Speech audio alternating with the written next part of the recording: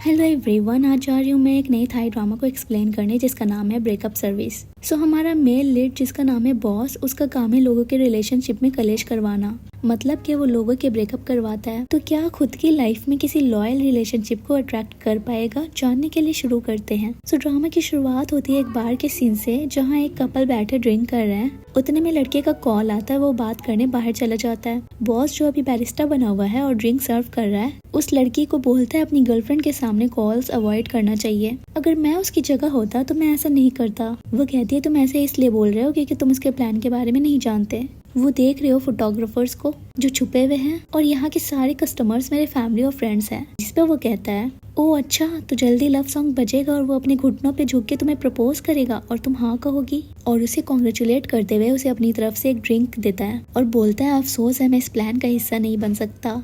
वो उसे अपना फोन बढ़ाती है कॉन्टेक्ट नंबर देने के लिए। वो लेता है और फिर उसे बढ़ाता है। उतने में उसकी सहेलियां आती है उसे ले जाने के लिए, क्योंकि सरप्राइज प्रपोजल स्टार्ट हो रहा था। वो लड़का अपने 3rd एनिवर्सरी पे अपने और उसके मेमोरीज के वीडियोस प्ले करवाता है, पर उसके पास आकर एक पिक्चर दिखाते हुए पूछता है ये कौन है और इसने मुझे ये तस्वीर क्यों भेजी। उस पिक्चर में वो किसी और लड़के के साथ थी जिसमें वो उसके चिक पे किस कर रहा था। हुआ ये था कि जब उसने उस लड़की का फोन लिया था तो ये सब पिक्चर्स अपने मोबाइल में शेयर कर लिए और इसे इसके बॉयफ्रेंड को भेज दिया। उतने में उस लड़के का काला करतूत का वीडियो भी प्ले होता है, जहाँ वो दूसरी लड़की के साथ था, जिसे देखकर वो गालियां देते हुए बोलती है तुम मुझे चीट कर रहे थे। वो कहता है तो तुमने भी तो मुझे चीट किया। दोनों एक दूसरे से धक्का मुक्की करने लगते हैं। सारे फैमिली वाले आकर उन्हें छुड़ाते हैं और बाकी के लोग कप्स वगैरह फेंका फेंकी करने लगते हैं और एक कप जा करके बॉस को लग जाती है। उसे उसके क्लाइंट ने दोनों के ब्रेकअप का काम दिया था और इस मिशन को कंप्लीट करते ही उसने उस क्लाइंट से कहा कि मेरे बाकी के पेमेंट ट्रांसफर कर दो। अगर 7 दिनों में इन दोनों ने फिर से पैचअप किया तो हम फिर से इनका ब्रेकअप करा देंगे, पर अगर 45 दिनों के अंदर फिर से दोनों ने एक दूसरे को माफ करके साथ आ गए तो हम सर्विस चार्जेस के 30% रिफंड कर देंगे।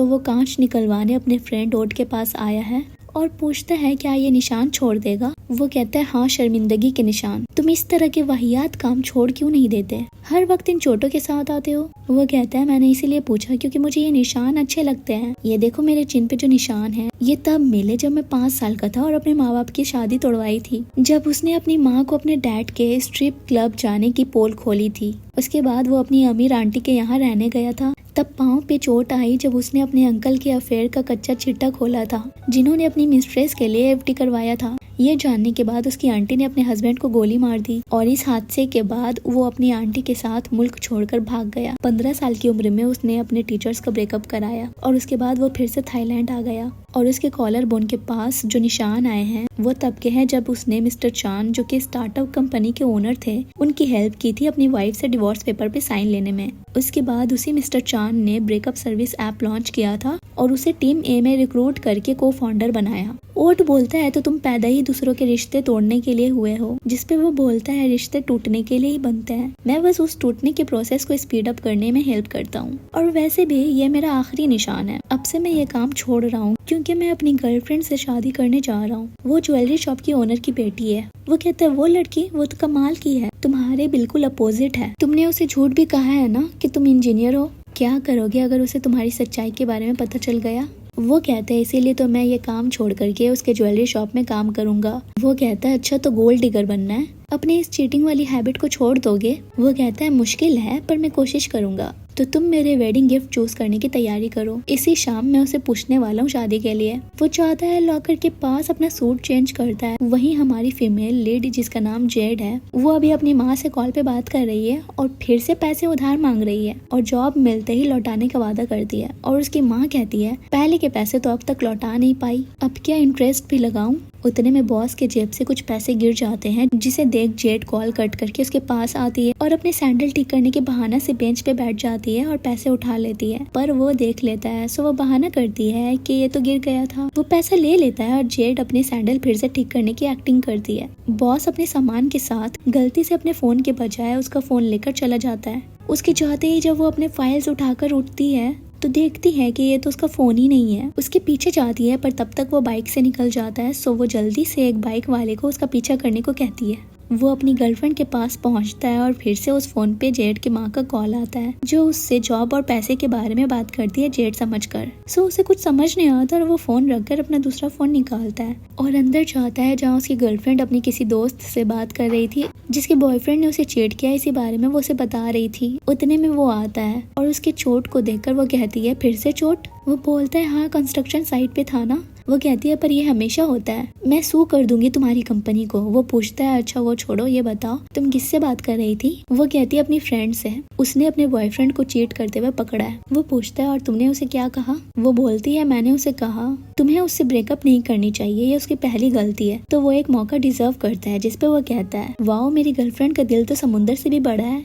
वहीं जेड पहुंच जाती है और वो आदमी राइड के पैसे मांगता है 100 बात। वो कहते हैं ये बहुत ज्यादा है, मैं तो 20 देती हूँ। वो बोलता है ठीक है 80 दे दो। वो बोलती है नहीं 20। सो उनका 20 और 80 चलता रहता है और जेड अपना फाइनल 20 बोलकर अंदर चली जाती है और वो आदमी उसके पीछे। वहाँ पे बॉस रिंग निकालकर उसे दिखाता है जिसपे वो बोलती है इसे किसी और दुकान से लेने की क्या जरूरत थी जबकि मेरी फैमिली का ज्वेलरी शॉप है, इसका सर्टिफिकेट तो है ना। वो बोलता है जान मैं तुम्हें प्रपोज कर रहा हूँ और ये तुम्हारी शॉप का है। उतने में जेड आती है, बोलती है जरा सुनिए, हम लॉकर के पास कुछ देर पहले मिले थे, इस मोटर बाइक वाले भैया ने मुझे यहाँ तक ड्रॉप किया है। हमारा वहाँ फोन एक्सचेंज हो गया था जब आप अपना कपड़ा बदल रहे थे। चांद पूछती है तुम कपड़ा बदल रहे थे? वो कहता है नहीं मैं तो यही कंस्ट्रक्शन वाले कपड़े पहना हुआ हूँ। जेड बोलती है नहीं इसने सच में अपनी सूट चेंज किया था। चांद बोलती है तुम कंस्ट्रक्शन साइट पे सूट पहन कर गए थे? वो बोलता है नहीं इसने किसी और को मुझे समझ लिया होगा। वो बोलती है नहीं मैं झूठ नहीं कह रही, अगर चाहो तो इस भैया से पूछ लो, हमने तुम्हारे बॉयफ्रेंड का पीछा किया था और तुम मुझे मेरा फोन दो और ये लो अपना।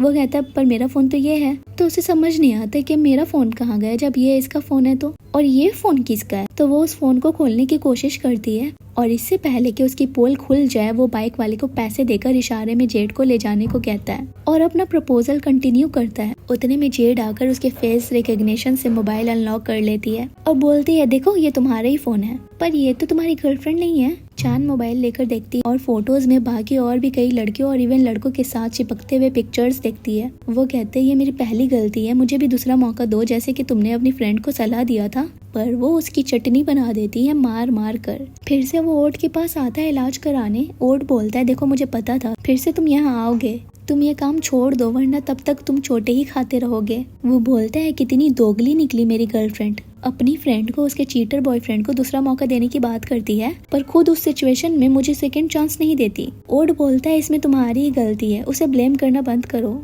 और जाकर उसे फूल देकर माफी मांगने की ट्राई करो। वो कहता है क्या फायदा, वैसे भी हमारा रिलेशनशिप टूट चुका है और एक बार जब दरार पड़ जाता है तो वो दोबारा भरता नहीं है जैसे कि मेरे निशान। ओड कहता है तो क्या तुम्हें रिग्रेट नहीं होगा, तुम्हारे हाथ से ज्वेलरी शॉप ओनर का दामाद बनने का मौका निकल जाएगा। वह कहता है नहीं, वैसे भी मुझे ये पता था रिलेशनशिप टूट ही जाते हैं एक न एक दिन और मैं इसे बदल नहीं सकता। और जेड का फोन को निकाल कर कहता है इसी ने मेरा रिलेशनशिप तोड़वाया है। उसमें उसके बॉयफ्रेंड के साथ की पिक्चर्स लॉक स्क्रीन पे थी। सो अब वो उसके रिलेशनशिप को तोड़ने के बारे में सोच रहा है।